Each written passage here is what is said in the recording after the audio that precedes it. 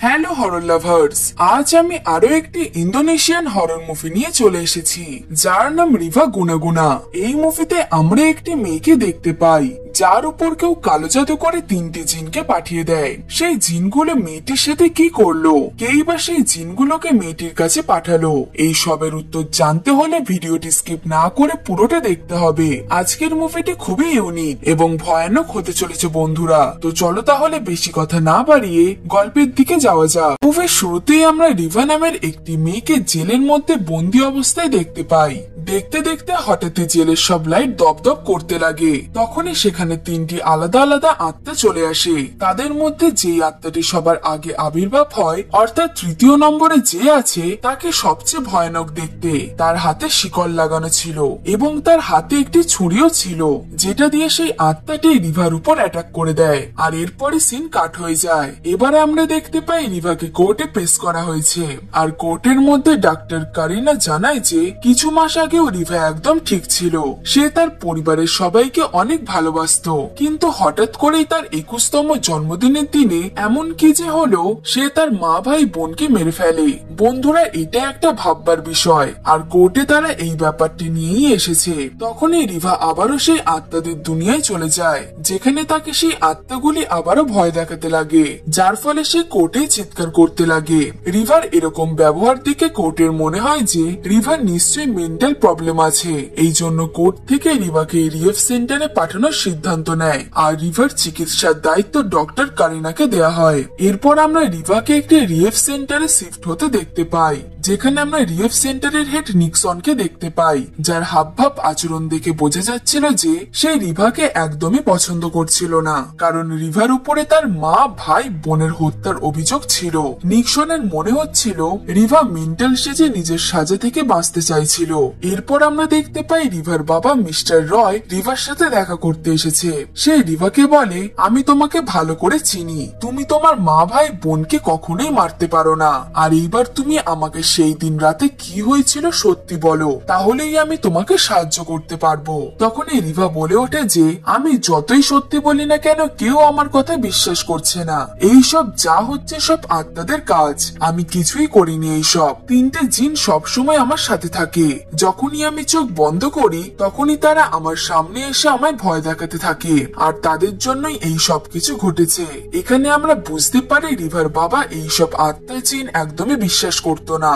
এই জন্য মিস্টার রয় রিভাকে বলে যে নিজেকে কন্ট্রোল করো, এইসব আত্মা বা জিন কিছুই হয় না। এটা বলেই মিস্টার রয় সেখান থেকে চলে যায়। এরপর সিন শিফট হয়ে রাতের সিন দেখানো হয়, যেখানে আমরা দেখতে পাই নিক্সন সব পেশেন্টের রুমে গিয়ে চেক করতে লাগে যে তারা সবাই শুয়ে পড়েছে নাকি এখনো কেউ শোয়নি। এরপর যখন সে রিভার ঘরে আসে তখন সে রিভাকে জেগে থাকতে দেখতে পায়। এইবার নিক্সন রিভাকে বলে যে তোমায় রিহেব সেন্টারের সব নিয়ম পালন করতে হবে, এই জন্য তোমাকে তাড়াতাড়ি শুয়েও পড়তে হবে। রিভা নিক্সনের একটি কথারও জবাব দেয় না। এরপরে নিক্সন বলে ওঠে, তুমি পুরো দুনিয়াকে বোকা বানাতে পারবে কিন্তু আমাকে পারবে না। আমি জানি তুমি একদম ঠিক আছো, তুমি শুধু তোমার সাজা থেকে বাঁচার জন্য মেন্টালের ভান করছো। আর একটা কথা শুনে রাখো, আমি তোমাকে তোমার শাস্তি পাওয়াবই। এটা বলেই নিক্সন সেখান থেকে চলে যায়। কিছুদিন পরে আমরা দেখতে পাই দেবী নামের একটি মেয়ে, যে রিভার বেস্ট ফ্রেন্ড, সে রিভার সাথে দেখা করতে এসেছিল, যেখানে রিভার দেবীকে বলে যে সবাই আমাকে পাগল ভাবে, কিন্তু আমি পাগল নই, আর আমি আমার পরিবারের সদস্যদেরও মারিনি। তখন দেবী বলে যে আমি তোমাকে বিশ্বাস করি, তুমি এমনটা করনি, আর তোমাকে এখান থেকে তাড়াতাড়ি বেরোতে হবে। তখন রিভা দেবীকে বলে যে জানো, আমাকে 3টে জিন সবসময় ভয় দেখাচ্ছে, যাদের মধ্যে একজন ছিল বাচ্চা, আর একজন ছিল বৃদ্ধ একটি মহিলা, এবং অপরজন যে ছিল সে সবচেয়ে ভয়ানক, আর তার কাছে একটি ছুরিও ছিল। সেই 3টে জিন একসাথে আমাকে মারতে চাইছিল।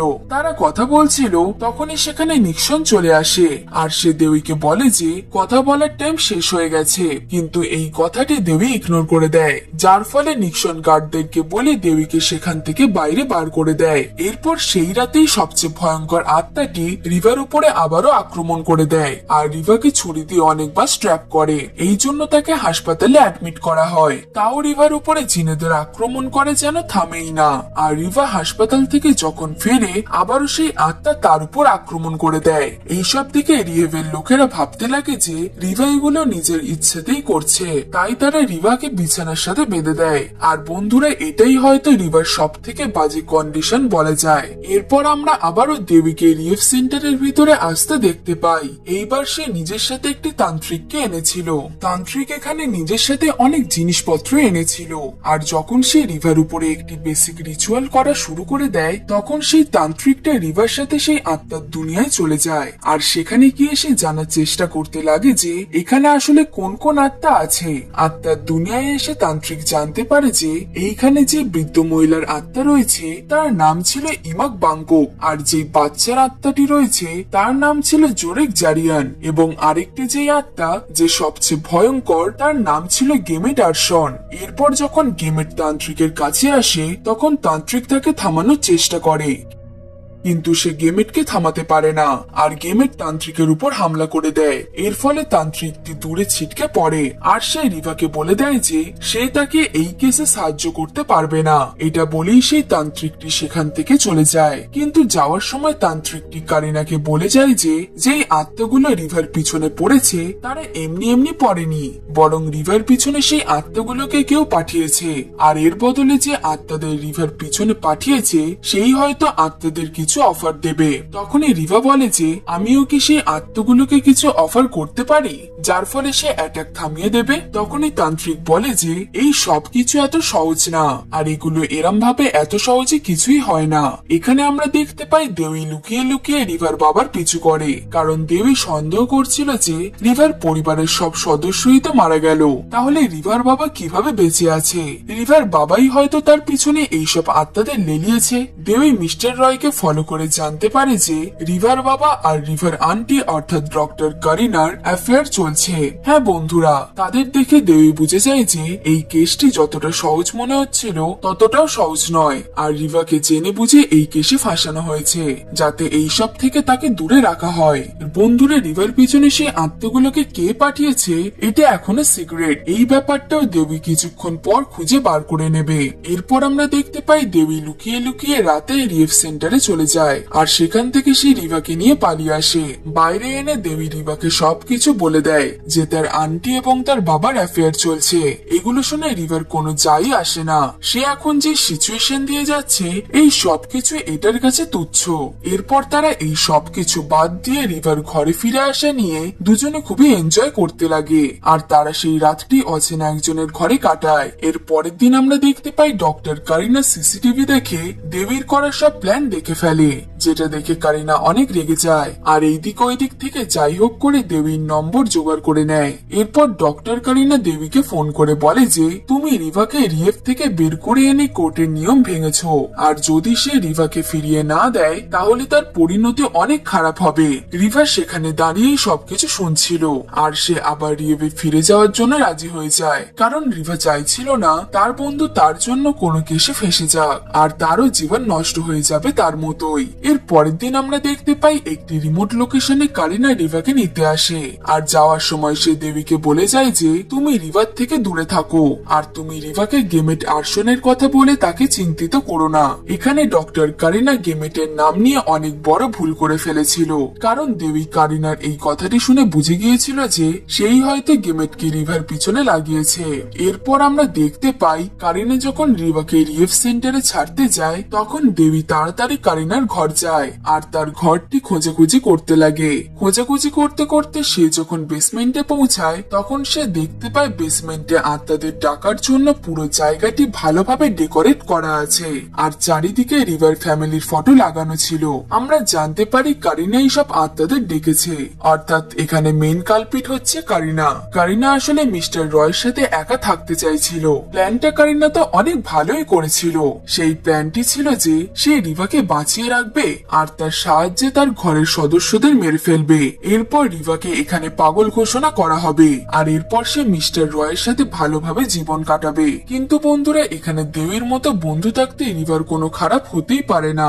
দেবী এখানে খোঁজে করছিল, ঠিক তখনই সেখানে কারিনা চলে আসে আর দেবী তাকে দেখতে পেয়ে তাড়াতাড়ি বেসমেন্টে লুকিয়ে পড়ে। তখনই কারিনার কাছে রিভার বাবা অর্থাৎ মিস্টার রয়ের কল আসে, যে কারিনাকে বলে যে আমাদের এখন দেখা করা বন্ধ করতে হবে। এটা শুনে কারিনা বলে যে এরম কেন বলছো?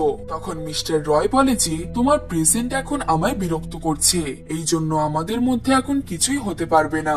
মানে কারিনা রিভার পিছনে এত আত্মদের ছেড়েও কিছুই হলো না। তখনই কারিনা রেগে যায় আর বলে যে আমি যেভাবে তোমার পরিবারকে শেষ করে দিয়েছি ঠিক সেভাবেই রিভাকেও মেরে ফেলবো। এটা শুনেই মিস্টার রয় অবাক হয়ে যায়। এখন মিস্টার রয় জানতোই না এই সব কিছু কারিনা করেছে। এরপর এখানে মিস্টার রয় কিছু বলতেই যাবে তখনই কারিনা কেটে দেয়। এখানে কারিনা রেগে বেসমেন্টে আসে, যেখানে সে আত্মাদের বলে যে তোমরা আজ রিভাকে মেরে ফেলো। এই সব কথা দেবীও শুনে নেয়। এরপর যখন কারিনা রিএফ সেন্টারে যায় তখন দেবী তাড়াতাড়ি মিস্টার রয়ের কাছে যায় যাতে সে তার সাহায্য নিয়ে রিভাকে বাঁচাতে পারে। কিন্তু এখানে আমরা দেখতে পাই কারিনা অনেক আগেই রিএফ সেন্টারে পৌঁছে গেছে আর সে সেখানে গিয়ে রিভার সাথে দেখা করার জন্য জেদ করতে লাগে। কিন্তু নিক্সন তাকে রিভার সাথে দেখা করতে দেয় না, কারণ পেশেন্টের সাথে দেখা করার অফিসিয়াল টাইম শেষ হয়ে গিয়েছিল।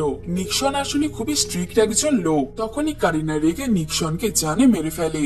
এরপর কারিনা রুমে যায়, যেখানে সে ভয় মিশ্রিত রিভাকে ঘরের একটি কোণে বসে থাকতে দেখতে পায়। তখনই কারিনা গেমেটের নাম নিয়ে তাকে ডাকে আর রিভাকে অ্যাটাক করার জন্য বলে। এরপর যখন সেই জিনটি রিভার উপর অ্যাটাক করতে শুরু করে তখন চেঁচিয়ে সে গেমেটকে বলে যে আমি তোমাকে কারিনার থেকেও বেশি জিনিস দেব আর তুমি আমাকে ছেড়ে দিয়ে কারিনাকে মেরে ফেলো।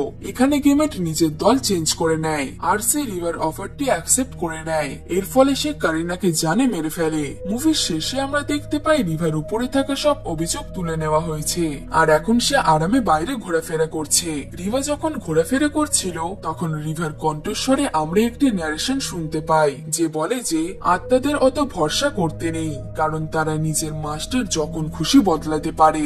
যারাই আগের জনের থেকে বেশি অফার করে আত্মাদের, তাদের অফার আত্মারা অ্যাকসেপ্ট করে নেয়। আর এই মুভিটি এখানেই শেষ হয়ে যায়। তো বন্ধুরা, এটাই ছিল আজকের মুভির এক্সপ্লেনেশন। মুভিটা তোমাদের কেমন লাগলো কমেন্টে জানিও। গল্পটি ভালো লাগলে একটা লাইক করে দিও। এরকম আরো মুভির গল্প দেখার জন্য আমাদের চ্যানেলটিকে সাবস্ক্রাইব করে পাশে থাকা বেল আইকনটি প্রেস করে দিও, যাতে এইরকম ইন্টারেস্টিং এবং হরর মুভির নোটিফিকেশন তোমার কাছে সবার থেকে আগে যায়। তো চলো তাহলে দেখা হচ্ছে পরের গল্পে।